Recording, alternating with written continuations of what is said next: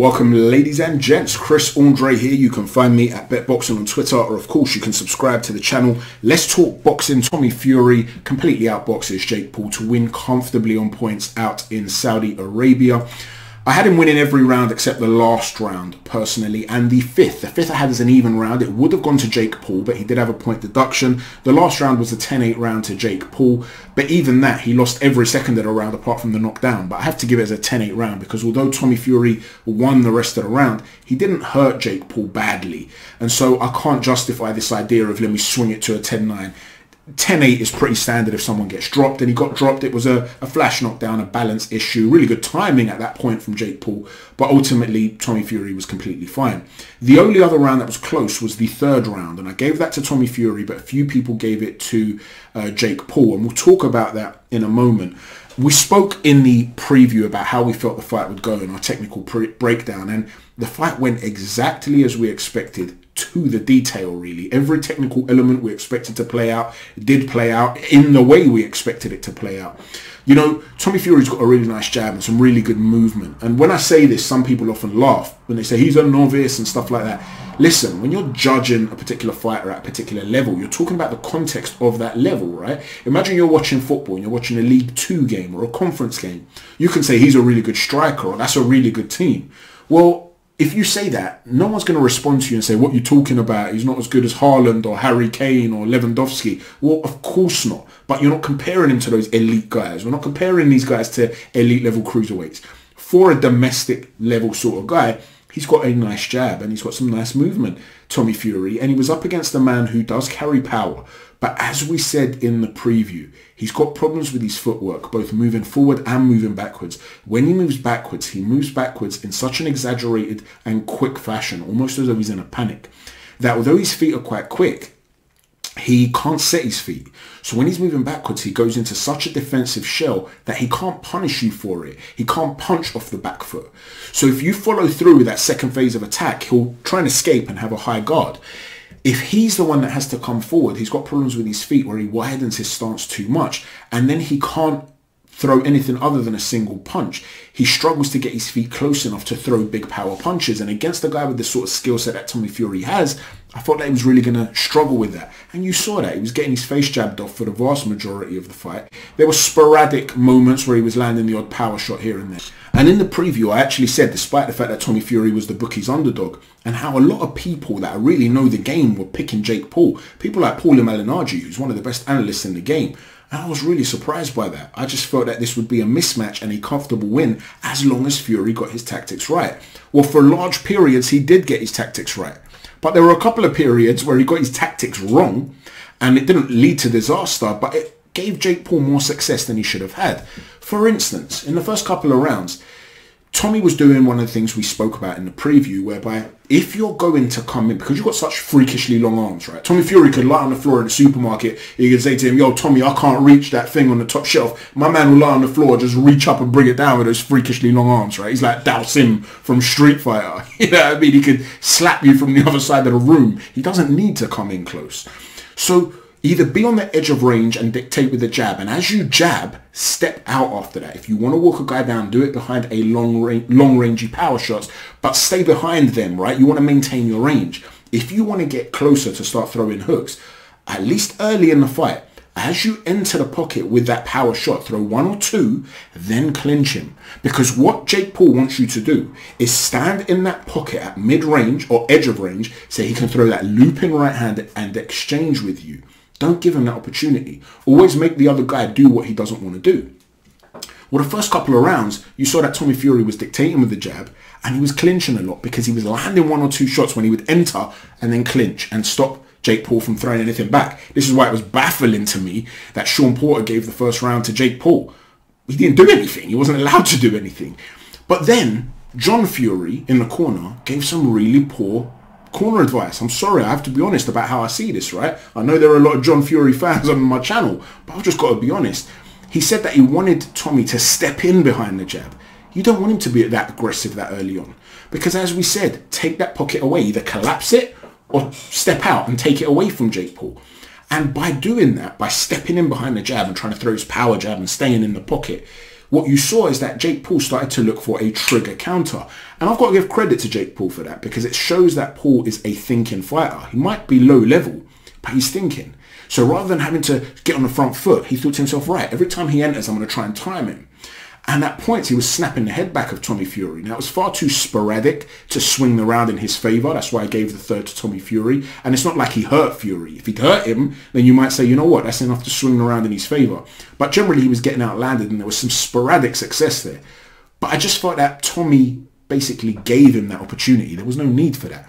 Now, in the last couple of rounds, at the end of round 6, the commentary team criticised John Fury because they said, I'm not sure that's the right advice, because what John said was, listen, he's really tired now. Stand there and have a tear-up. Now, John was clearly looking for a knockout. He wanted his son to stop Jake Paul. In that moment, I don't actually think it was as bad advice as perhaps the commentary team was suggesting, because by then it became apparent that Jake Paul had tired. And we spoke in the preview about how he has these stamina issues, partly because he's overloading with those defensive movements and with his own punches. He overloads, and that consumes a lot of energy. So by that point, when he's tired, okay, now you can start to really push forward, and you're not going to trust the judges out there when Jake Paul is generating a lot of money potentially for Saudi Arabia in the future. It's also a Jake Paul and Queensberry co-promotion. So he himself is one of the promoters of the shows. There were no British judges, but there was an American judge, and his scorecard was shocking. It did go to Jake Paul to fight. So I can understand why John might have thought, listen, let's not leave it to the judges, go and put your foot on the gas. And by that point, it was fine. But early on, when it was clear that Jake Paul was still fresh, I just thought it was an unnecessary risk to take at that moment. You didn't need to. You're winning it comfortably. But regardless of the tactics, it was still very comfortable. Jake Paul had some real issues, like I said, getting his feet close. In terms of Tommy Fury, I would have wanted to have seen him work more on things like guard manipulation, body control up close, because he was clearly the physically stronger man in the clinch. So use that physical strength to pat down on that high guard and hook around it, or use head control to pin his head down and then throw that punch to the side of the head, then initiate the clinch after that. There wasn't enough of that, but these are things he can work on. Punch technique, I think he needs to work on as well. So there are elements there that obviously there's room for a lot of improvement from Tommy Fury as well, and there are a whole bunch of other things I could mention, but he's decent for the level that he's at. He's a guy that's not fought for a domestic title, and they were talking potentially about a central area title. You have to say he's got a nice jab and he's got some nice movement, and like I said, I expected the fight to go exactly as it played out. Jake Paul, at the end of the day, for me, is a guy that has power, but it's like an unguided missile, right? A torpedo will lock onto another submarine before it's fired. You don't just start firing these torpedoes all over the gaff. You miss the submarine, you go hit a whale in the arse. What's that going to do? So you need to be able to set up the power shot, otherwise it doesn't mean anything. It's accuracy and efficiency matters. Okay, so yeah, like I said, for me, although he generates leverage well in his power punches, like Paulie Malignaggi alluded to on YouTube, I just don't see how he was going to be able to use that to land consistently on a guy who can jab and move and get him resetting when he's got the footwork problems that he's got. So yeah, the fight went as I expected. Like I said, let me know what you think about that. Now let's talk about BADOU Jack and his victory over ILUNGA MAKABU. What a fantastic fight that was. You know, there are a lot of artists who they only really get the sort of credit they deserve after they've died, really. Now, God forbid that's the case with BADOU Jack, right? We're not talking about the art world here. But it almost applies to BADOU Jack in the sense that I think he will be appreciated many, many years after he retires. You know, this is a guy that has some really big names on his CV. He's got a win over George Groves, split decision win. He's also got a draw with James DeGale. He has a victory over Lucien Butte. He stopped Nathan Cleverly. He's got a draw with Adonis Stevenson. He's lost but been in with the likes of Marcus Brown, Jean Pascal. He's been a champion at super middleweight, at light heavyweight, and now also at cruiserweight by stopping ILUNGA MAKABU. And when you look at that sort of CV, you have to say this is a guy that's got some really good work on his CV, and he's always gone under the radar. And I think a lot of it is to do with the fact that he's quite reserved as a personality, and American boxing fans tend to sort of like brash fighters a lot more. I discussed this when I spoke about the Schadenfreude video regarding Anthony Yarde. It's an American audience that really seems to like that a lot more. So guys that are a little bit more humble, a little bit quieter, they don't really get that same sort of limelight And there aren't many special effects with his fighting style either. He's very good at the fundamentals, at the basics, and he's a very good tactical fighter. And so, you know, he's going to be really appreciated years after his retirement, in my opinion, for the things that he's done. Now, I did have James Becker send a message. Shout out to James Becker.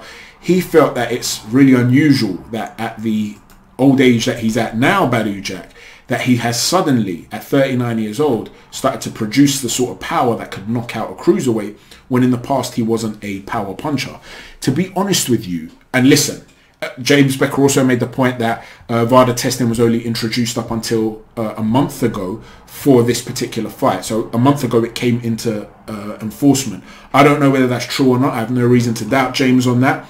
That might be suspicious. But the performance itself, the actual display, I didn't see anything there to suggest that there was something suspicious going on, because although it was a stoppage, and although Makabu was dropped on 2 occasions and then stopped, it wasn't the power that was causing him problems. The first knockdown, if you look at it, their legs got tangled up. It was a punch. I don't really have a problem with it being a knockdown, but it was kind of like when Zab Judah dropped Paulie Malignaggi. As he's turning out, he sort of tripped over that lead leg as he gets punched. It wasn't really a power thing. He was fine after that, and he got up and he started to try and put it on Jack for the rest of the round. There was a point, though, where he did hurt him on a couple of occasions. But to me, it looked like Makabu was very, very tired. Makabu himself is no spring chicken, and there are a lot of people that question his official age of 35 years old. And so you're talking about a guy who's in the twilight of his career, and he too was struggling with the tempo. And I know, again, James Becker was saying, well, he's 39 years old and he's setting a tempo that a younger guy can't deal with. Like I said, I question whether he's actually 35. Not me, but a lot of people do. But additionally to that, you're talking about Badou Jack as being naturally a smaller guy. And quite often, smaller guys that are moving up in weight category, they're not as powerful, but they do have more stamina, and they do have more of a tempo, and they do have more speed. And I felt that's what was causing Makabu some problems. Having said that, I do feel that Badou Jack turned the tide early in the fight when the commentary team, and listen, I like Richie Woodall, right, but I thought he had some questionable comments tonight in terms of how he was observing some of the rounds in both of the two fights. To me, it looked as though Makabu was landing an awful lot to the body, some nice backhands to the body, and he was very consistent with that jab, and he wasn't really getting credit for it. And a lot of people were talking about how Badou Jack's winning this fight. I don't think he was winning the fight early on. And up until that 9th round, it looked like Makabu had really started to make a dent with these methodical thudding sort of shots that could slow Badou Jack down.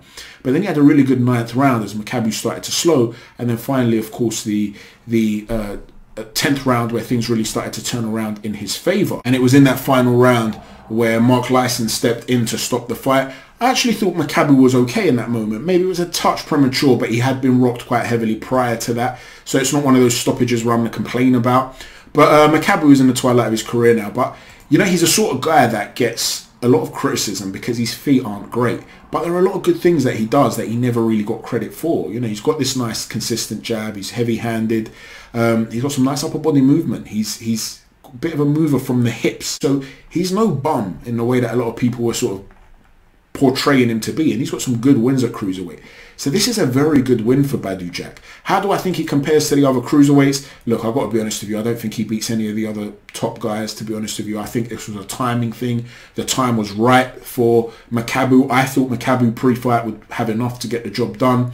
And having seen the fight, although I give massive props to Badou Jack, and it solidifies his legacy and takes it to another level, when I look at some of the other top guys out there, the Lawrence Okolis of the world, the Jaya Patayas, Maris Briadis, even though he's in the twilight of his career, Richard Riakporhe, Gulimarian, Dorticos, these aren't fights that I think would look very, very good, to be honest with you, for Badou Jack. But personally, I can see a Canelo Alvarez fight.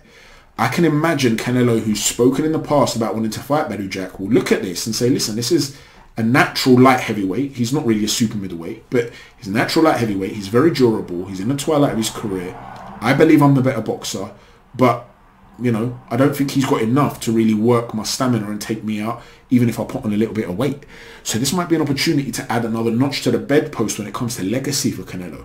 So I can imagine that being the next fight for Badou Jack, who's not going to say no to that sort of big money fight. Let me know what you think. Where does Badou Jack go from here? A lot of people are saying they believe it will be Sergey Kovalev. That would also generate some money for Badou Jack, but nothing like if he was to fight Canelo Alvarez. So let me know what you think about that, and also the Tommy Fury fight against Jake Paul and how that fight went. Thanks for watching, everyone. Please don't forget to hit a stiff jab on the like button, a right cross on the subscribe button, and an uppercut on the notifications button. Thanks for watching. Chat to you soon. Take care. God bless.